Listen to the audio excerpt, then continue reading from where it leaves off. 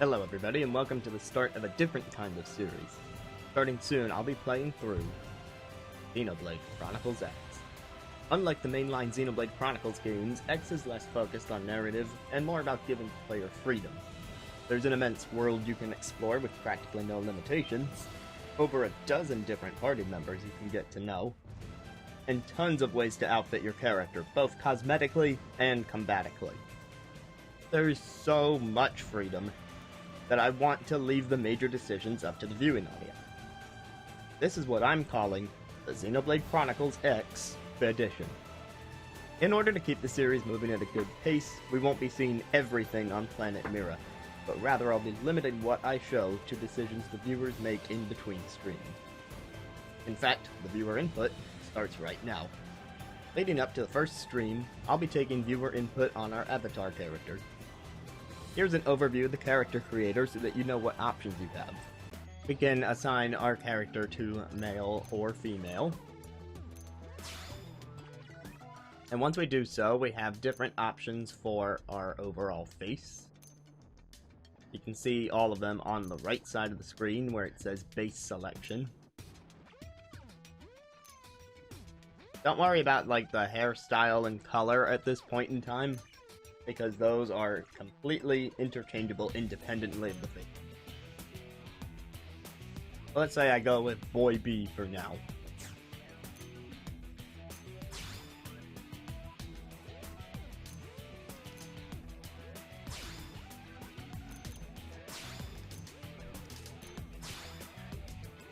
If I were to choose that, okay, here we go. You have different options for overall size, which refers to her height. So we can make our character as tall or short as we want. Skin color is an interesting one.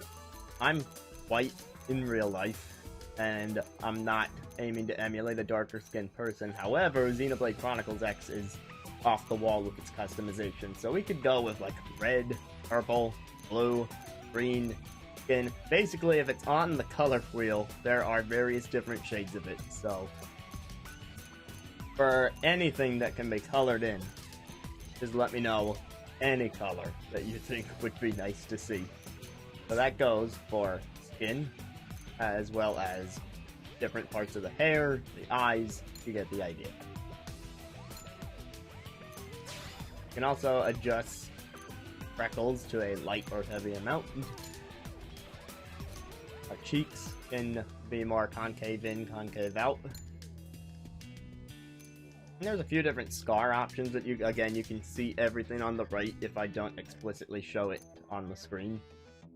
There's different placements and sizes for these scars if we choose to have one. Or we can give our character a mole. I know I have one in real life.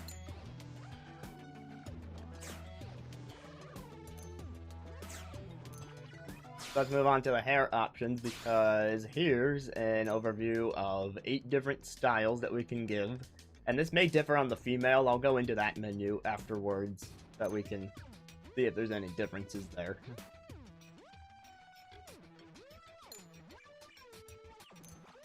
Now, the special is whether or not you have the Ahogi, which is like an anime protagonist thing. That's pretty funny that that's in there. Now here's the thing, you can make your hair, you can either make it all one color, and again, same options as the skin color, or what's really fun is you can do the roots and the tips independently of each other. So if you want to make suggestions on the hair color, just know that you can suggest 2, and that one of them could be the tip, and the other could be the root. So if I want green hair with blue tips, sure. Game's fine with that.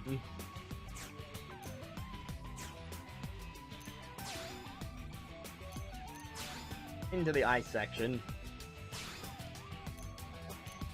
you have 9 different styles of pupil. So you can take a look at those on the right side. These colors are a bit more pastel compared to the ones that we saw before, but again, the same general rule applies. That if it's on the color wheel, there are different shades and tints of it here. However, you can actually do 2 different colors. I believe that means right eye and left eye.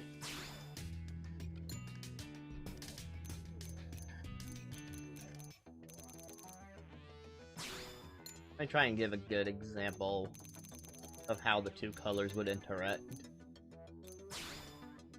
Oh, okay, it's like, you can see the orange I just chose is in the center of the pupil, so color 2 is for like the innermost part of the eye, and color 1 is like the majority of the around it.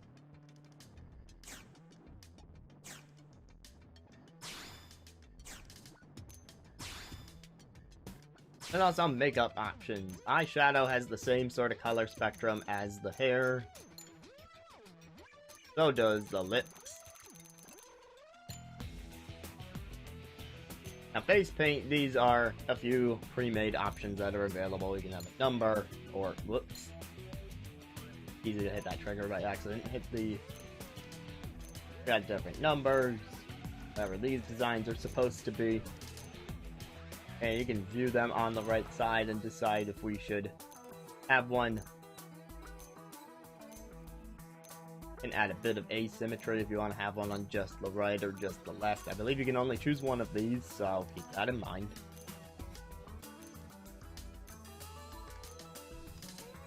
These are some wild ones. I just make sure I get through the entire menu so that you have all the options available to you right here. Because it's still going. They really put a bunch of options into the face paint category. And last but not least, the character's voice. There are 1, 2, 3, 4, 5, 6, 7 different options. Here's a few samples. Victory is ours! Hey there! Hey there! They staggered me! We've still got a ways to go. Hey? We've still got a ways to go. Yo! Let's get this started! We'll work well together, I'm sure. Greetings. Greetings. Huh? I've been staggered. I've been staggered. Sorry, but it was you or us. Cheers. There's no substitute for real. Here I come, sunshine. So yeah, if you want to choose a voice actor for your protagonist, then there you go. Plus, what's funny is that Classic is called Classic because that's Shulk's voice from Xenoblade 1. This game came after that in terms of when it was released.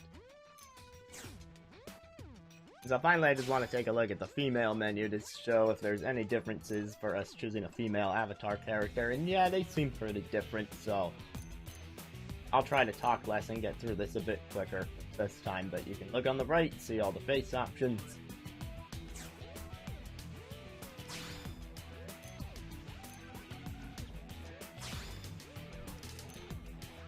Skin options are going to be the same as the boy. Hair, there's probably some differences in the styles available. So there's a look at the 8 hair options for the female avatar. Again, you can have the ahoki or not. Coloring is going to be the same as it was for the male.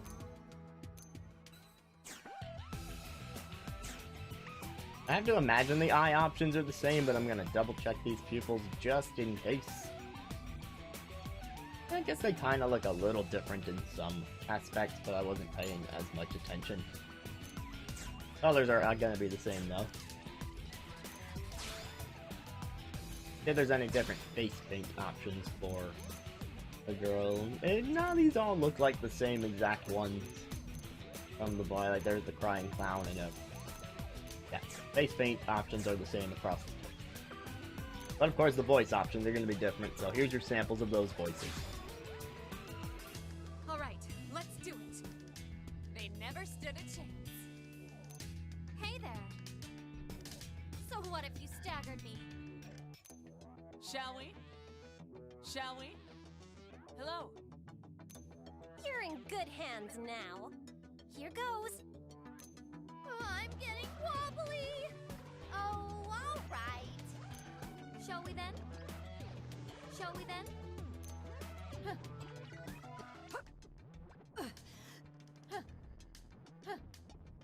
Huh?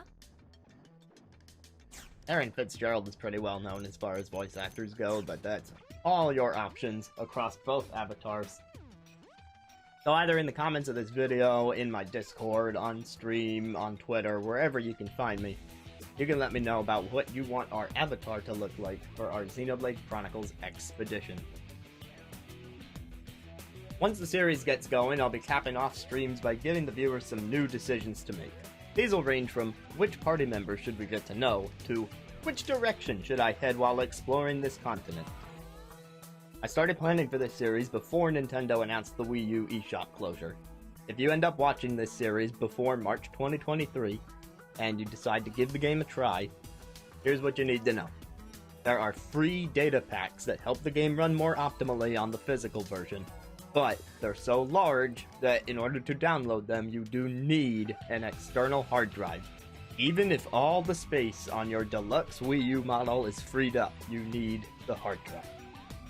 I hope Monolith gets around to porting this game for better accessibility in the future, but at the time of recording this, no plans have been announced. I'm hyped for Xenoblade Chronicles 3 though. Anyway, thanks for watching.